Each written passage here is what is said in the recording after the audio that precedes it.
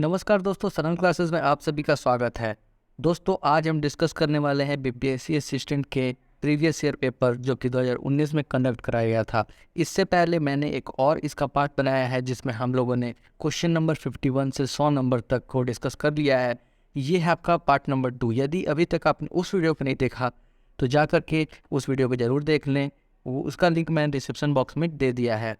तो चलिए यहाँ पर हम बिना देरी के शुरू करते हैं, लेकिन उससे पहले यदि अभी तक आपने इस चैनल को सब्सक्राइब नहीं किया है तो ज़रूर सब्सक्राइब कर दे और अपने दोस्तों में भी शेयर करें। चलिए दोस्तों, शुरू करते हैं। पहला जो यहाँ पर है 101 नंबर क्वेश्चन, यहाँ लिख रहा है कि डिस्टिल वाटर ये क्या होता है। तो ये जो डिस्टिल वाटर होता है वो आपका विद्युत का कुचालक होता है। तो आंसर हो जाएगा ऑप्शन डी। और हम जान लेते हैं कि विद्युत का कुचालक क्यों होता है। तो जैसा आपको पता है कि जो पानी होता है इसमें आपको आयरन पाया जाता है। तो नॉर्मल जो हम पानी यूज़ करते हैं उसमें आयरन की उपस्थिति के कारण वह विद्युत का सुचालक होता है, लेकिन जब हम उसे प्यूरिफाई कर देते हैं और डिस्टिल कर देते हैं तो वो आ जाता है डिस्टिल्ड वाटर। उसमें आयरन वगैरह सभी जो होते हैं वो छन जाते हैं, जो कि विद्युत का कुचालक हो जाता है। तो इसलिए इसका आंसर हो जाएगा ऑप्शन डी।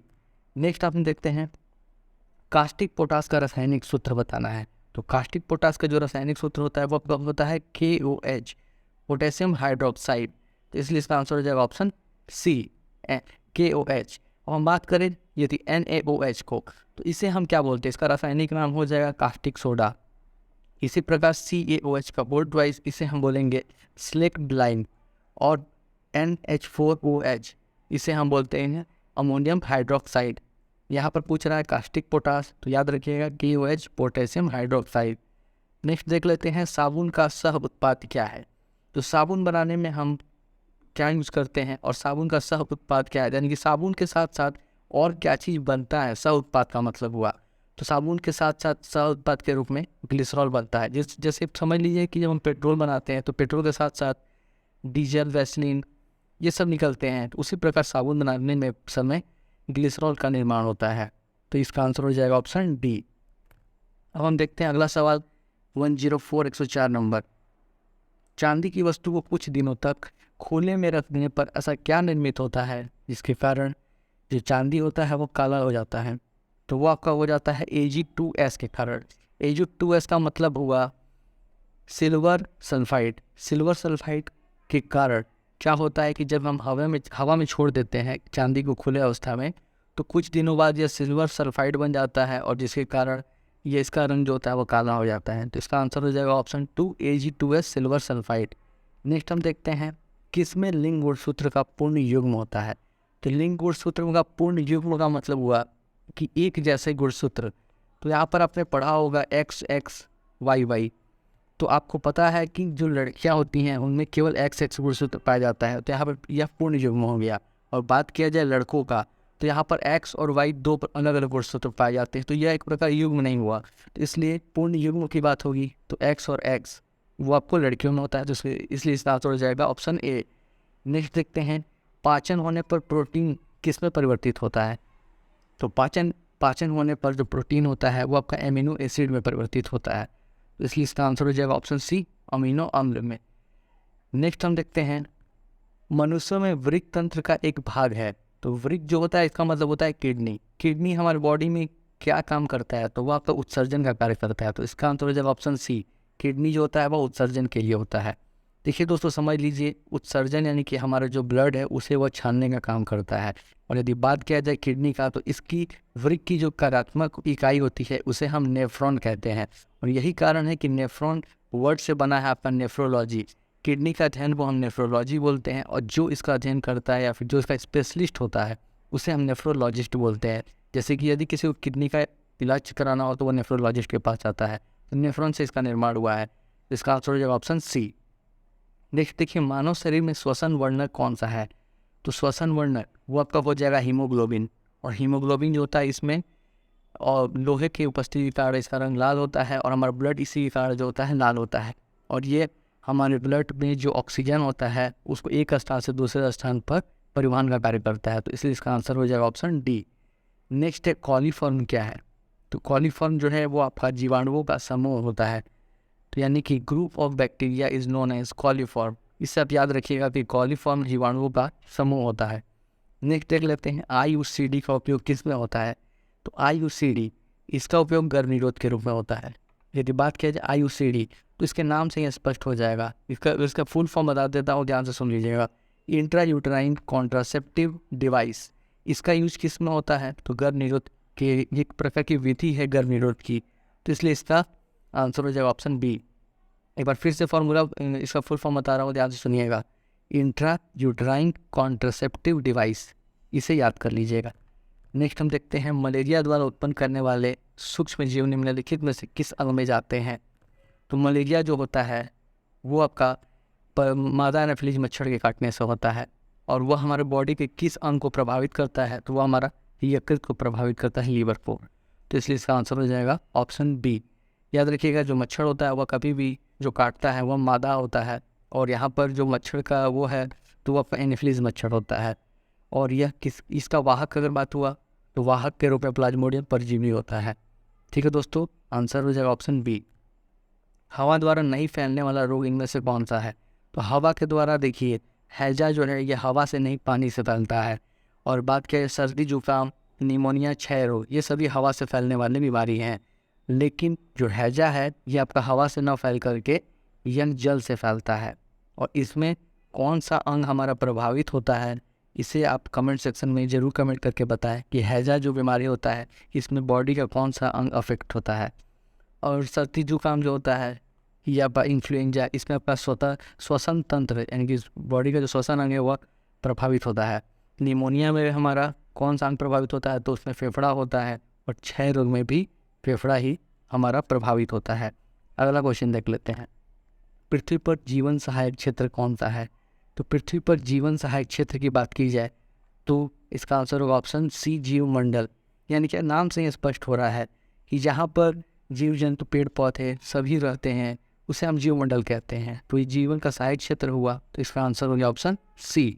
अगला सवाल हम देखते हैं, निम्नलिखित में से किसमें तमाम जंतुओं के वर्ग नहीं है? यानी कि आपको बताना है तमाम जंतुओं के वर्ग इनमें से किसमें नहीं है। तो इसका आंसर है ऑप्शन सी, निमेटोडा, जिम्नोस्पर्म और प्लेटीहेल्मिन्थीव, ये इसमें तमाम जंतुओं के वर्ग नहीं है। अगला सवाल है, निम्नलिखित में से कौन सा एक प्रतिजैविक है यानी कि एंटीबायोटिक है? तो इसका आंसर होगा option B, streptomycin. Streptomycin antibiotic है। और अगर बात की जाए सबसे पहला एंटीबायोटिक का निर्माण किसने किया था, तो वो थे आपका अलेक्जेंडर फ्लेमिंग, जिन्होंने पेनिसिलिन की खोज की थी। तो इसका आंसर हो जाएगा ऑप्शन बी, स्ट्रिप्टोमाइसिन। आगे बढ़ते हैं क्वेश्चन नंबर 116 की तरफ। निम्नलिखित में से टेरिडोफाइटा पादप चुनिए। तो आपको बताना है कि इनमें से कौन सा टेरिडोफाइटा है। तो आपका हो जाएगा फर्न टेरिडोफाइटा है। टेरिडोफाइटा जो होता है इसे हम एक और नाम से जानते हैं, वनस्पतिक सर्प के नाम से भी जानते हैं, जिसे इंग्लिश में बॉटनिकल स्नेक्स कहते हैं। तो याद रखिएगा, जो फर्न होता है वह टेरिडोफाइटा होता है। रंगहीन प्लास्टिड को क्या कहते हैं? रंगहीन प्लास्टिड जो होता है उसे हम ल्यूकोप्लास्ट कहते हैं। इसका आंसर हो जाएगा ऑप्शन ए, ल्यूकोप्लास्ट। अब बात कर लेते हैं अन्य ऑप्शन के बारे में। देखिए, क्रोमोप्लास्ट, क्रोमो का अर्थ हुआ बहुत सारा कलर, तो जिसमें बहुत सारा कलर है तो कलर अधिकता के कारण इसका नाम पड़ता है क्रोमोप्लास्ट। और केवल हरा रंग होने के कारण इसे हम कहते हैं क्लोरोप्लास्ट, इसे हिंदी में हरित लवक कहते हैं। और यहाँ पर अगर किसी में कोई रंग ना हो तो उसे रंगहीन होने का उसे हम ल्यूकोप्लास्ट कहते हैं। तो इस प्रकार याद रखिएगा इस चीज़ को। आगे बढ़ते हैं, पौधे में लचीलेपन का गुण जिस ऊतक के कारण होता है उसे हम क्या कहते हैं? तो जो पौधा होता है इसमें लचीलेपन का जो गुण होता है यह आपका कॉलिन काइमा के कारण होता है। तो आंसर हो जाएगा ऑप्शन सी, कॉलिन काइमा की उपस्थिति के कारण पौधा जो होता है वो लचीला होता है। नेक्स्ट है, मशरूम क्या है? तो मशरूम आपका फफूंद है यानी कि फंगाई है। तो मशरूम किस श्रेणी में आता है? फंगस में आता है। इसका आंसर हो जाएगा ऑप्शन सी। आगे बढ़ते हैं, ब्रेड अथवा इडली की लोई फूल जाती है, इसका क्या कारण होता है?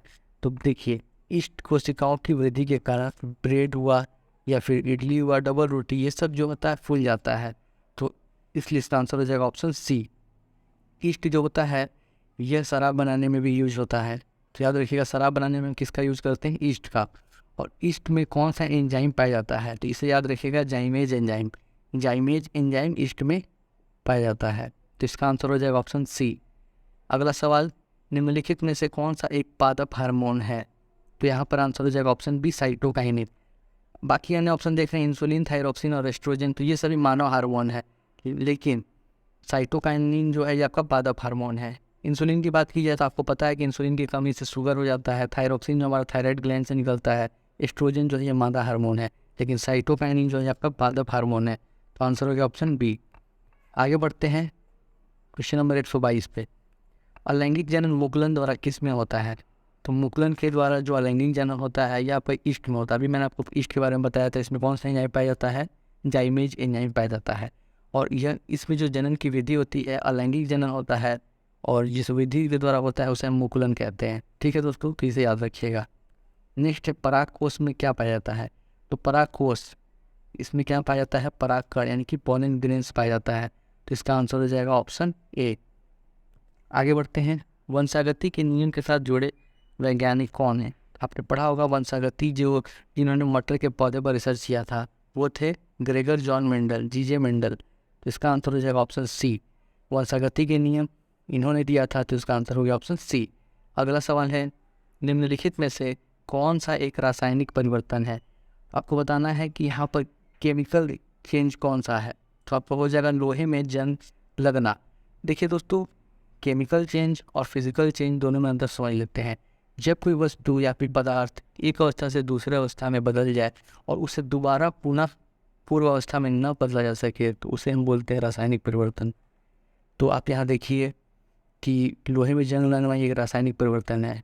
और अगर बात किया जाए बर्फ़ से जल बनना, तो बर्फ़ पिघलता है तो जल बनता है, और फिर हम चाहें तो उसे दोबारा फ्रिज में रख करके उस जल को दोबारा बर्फ़ में कन्वर्ट कर सकते हैं। तो ये आपका फिजिकल चेंजेस में आ जाता है। उसी प्रकार मोम का पिघलना भी, मोम पिघलने के बाद भी मोम ही होता है, उसे दोबारा हम जला करके मोम बना सकते हैं। तो इसलिए इसका आंसर हो जाएगा ऑप्शन डी। अब समझ गए होंगे आप, आई होप आप समझ गए होंगे कि रासायनिक परिवर्तन और भौतिक परिवर्तन में क्या अंतर होता है। अगला देख लेते हैं। ध्वनि के संबंध में निम्नलिखित में से कौन सा कथन सही है? तो ध्वनि के बारे में बताना है। तो इसका यहाँ पर आपका कौन सा कथन सही है?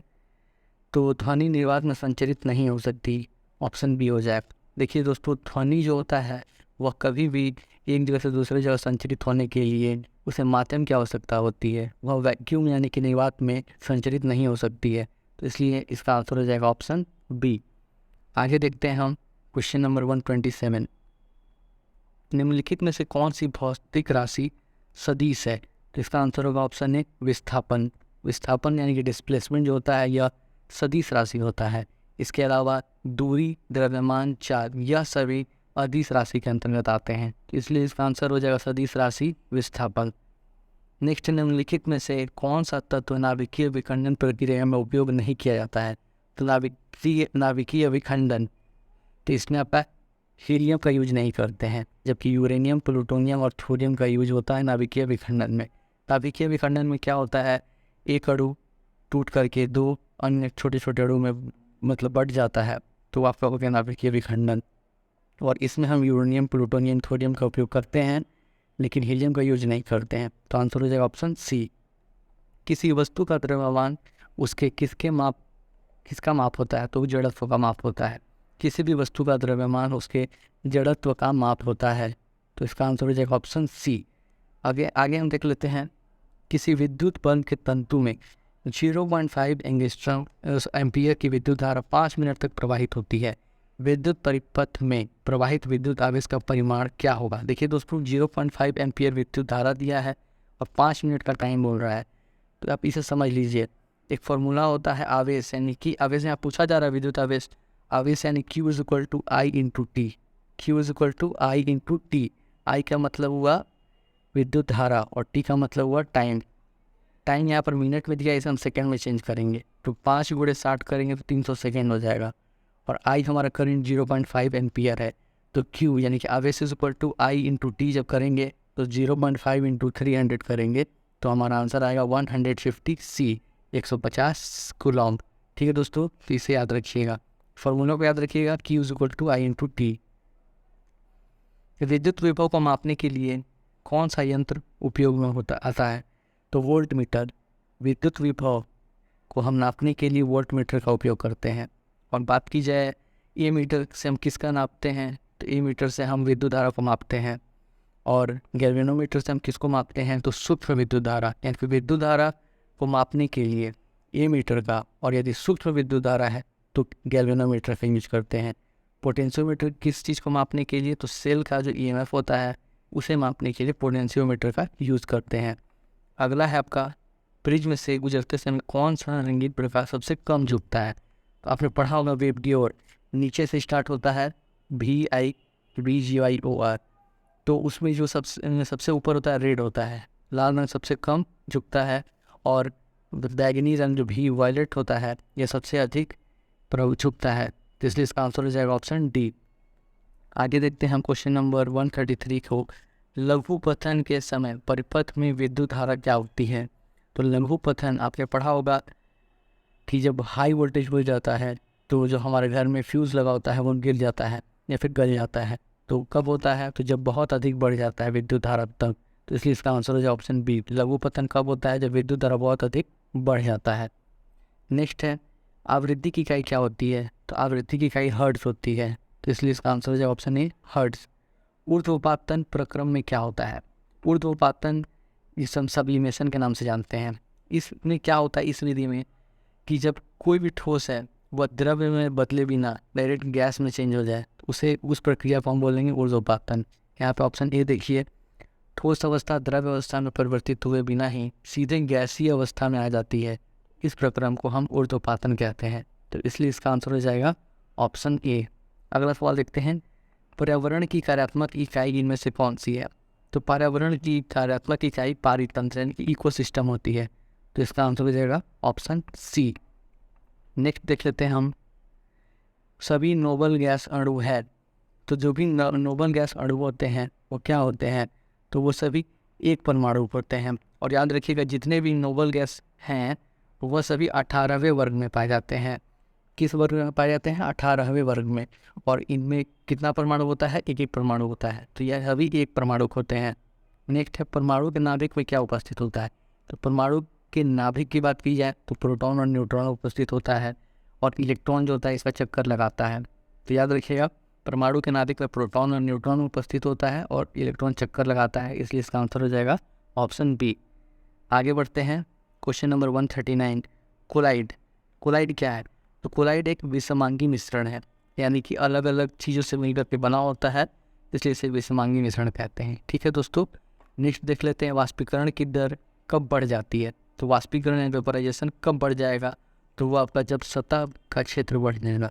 एरिया बढ़ने से वाष्पीकरण की दर बढ़ती है, ये इसके ऊपर डिपेंड करता है। तो इसलिए याद रखिएगा ऑप्शन ए। नेक्स्ट क्वेश्चन देख लेते हैं। तो देखिए दोस्तों, अब हमारा जो क्वेश्चन है वो आपका मैथ्स का क्वेश्चन आ जाएगा 141 से लेकर के 150 नंबर तक। तो आप इसे या तो पॉज करके बना लीजिए या फिर इसका स्क्रीनशॉट लेकर के बना लीजिए। और अगर वीडियो पसंद आया हो तो वीडियो को ज़रूर लाइक करें और साथ ही साथ अपने दोस्तों में भी शेयर करें, और चैनल को सब्सक्राइब कर दें ताकि इसी प्रकार के इंटरेस्टिंग वीडियोज़ आप तक पहुँचते रहें। तब तक के लिए धन्यवाद। Thank you for watching this video.